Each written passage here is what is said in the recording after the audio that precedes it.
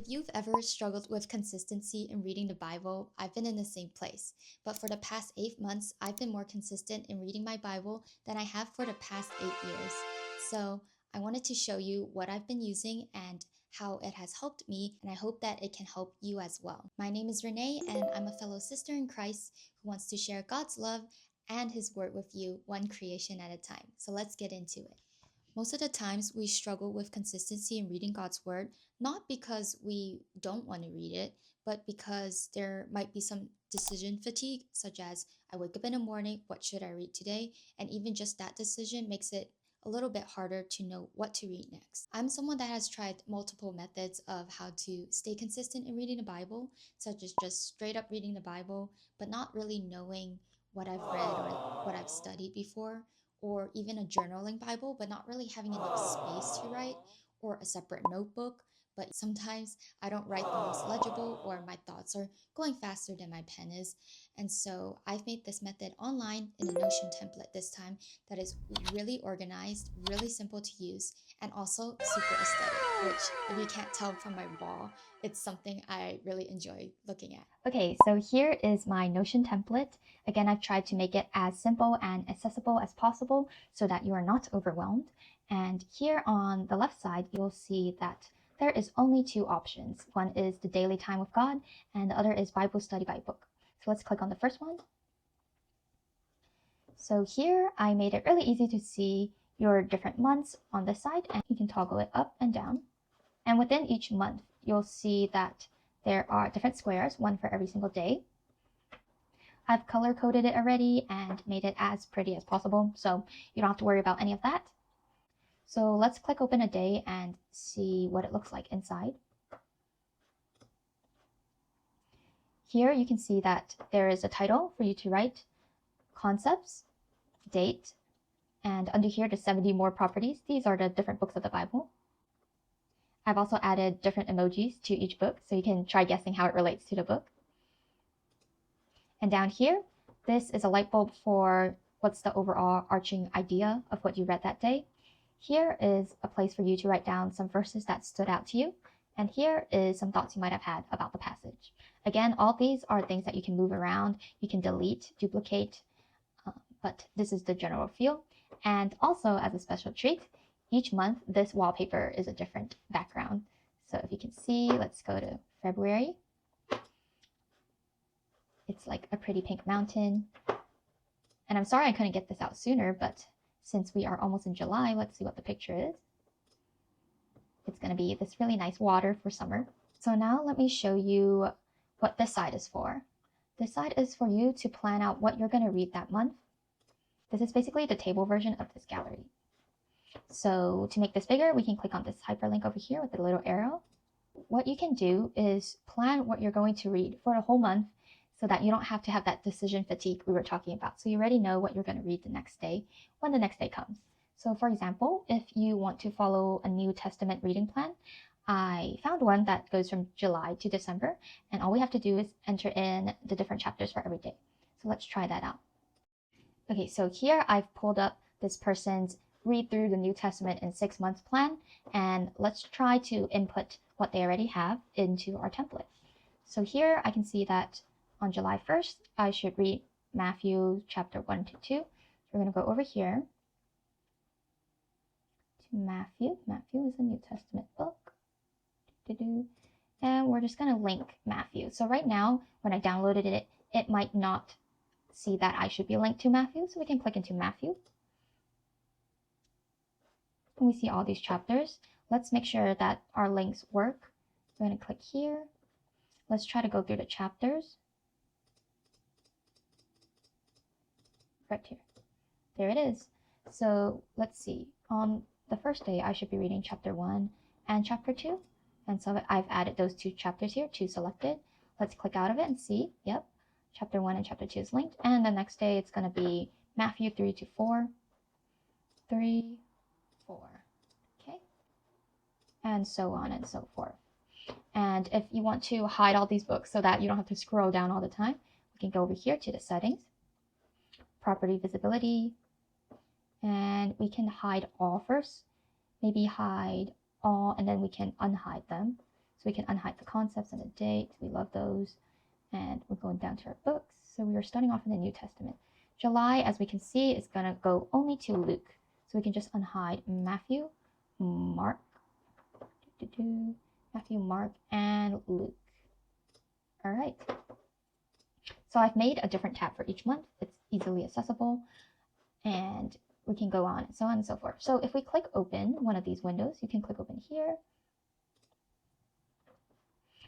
You're going to be able to see that now the property I have been using, which is Matthew, since I am actually connected to it, it will show up automatically here instead of with all the other books. Those are remaining hidden if it's empty.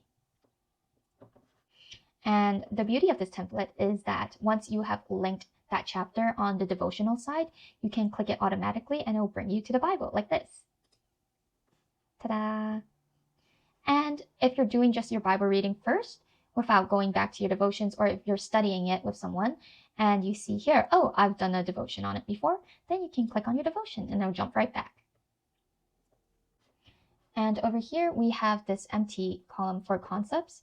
So what this is for is if there's any themes that stood out about the chapter. For example, in the Psalms, it seems like David is pleading for God's mercy and deliverance. So maybe one of the things we can do is God's deliverance. So here in the concepts, here you can see that I already have a list of different concepts, and we can click into one of them, like distress. This seems like David is in distress. He needs to trust in the Lord, and deliverance. And so these are like keywords of what is happening in the Psalms.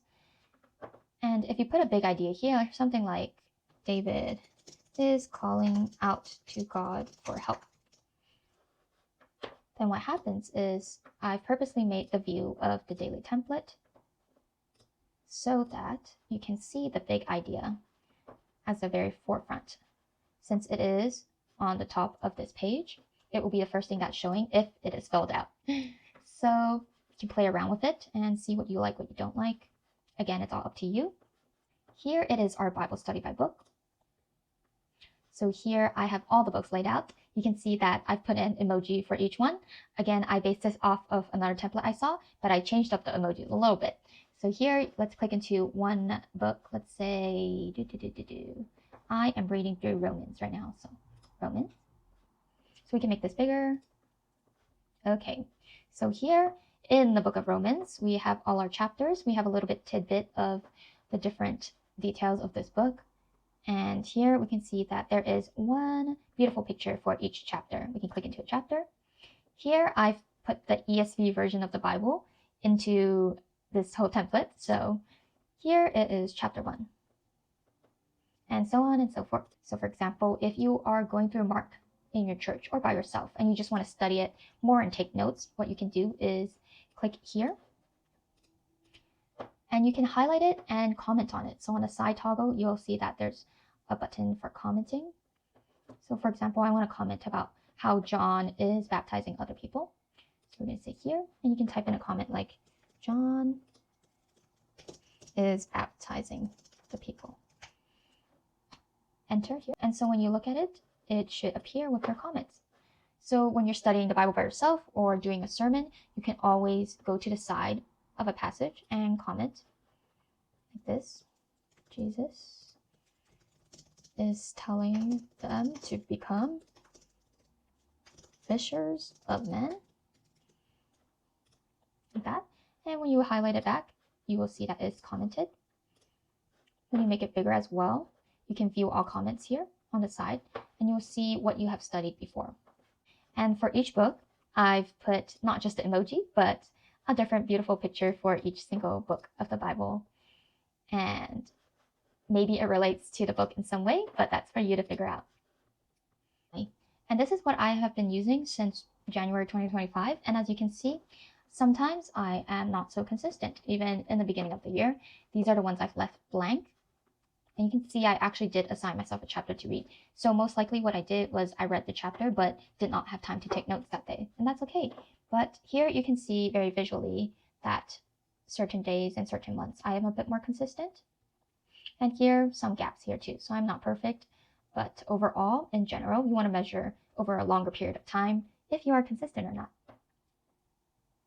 And here you can see that our church is going through a New Testament in a year plan. So I started off in Matthew. I'm also reading Psalms on the side, and I've already filled out all of mine, like so, all the way to December. So December, I will end in Revelations. So some other ways of how I use this template is on my iPad. I've downloaded the Notion app, and I've also downloaded a Bible app called the Literal Word Translations. And when I put them side by side, I can copy and paste and also read the devotions as well. Fairly easy. It's kind of like doing it on the computer side by side. I've also done this on my iPhone. It's a little bit trickier, but it is still usable as well. And what you want to do is to have, of course, the easiest way possible to read your Bible, even when you are on the go or you forgot to do it in the morning or you prefer to do it on a different tablet or device. So try this out in your own schedule and your own routine, which way works best for you. I've found that I use whatever device is in front of me, and whenever I, have at least 5 minutes to spare, it's super easy to pull out and fill it in and read your Bible. And that's basically it. Let's see, I have a little script I wanted to say to encourage you with. So, as your sister in Christ, I'm cheering you on in your walk with the Lord. And remember, faith without works is dead. So, read your Bible like you truly want to enjoy time with the Lord. I'm also planning to post more on this channel to inspire your walk in other creative ways. So, subscribe and say hello to our fellow believers in the chat below. See you next time.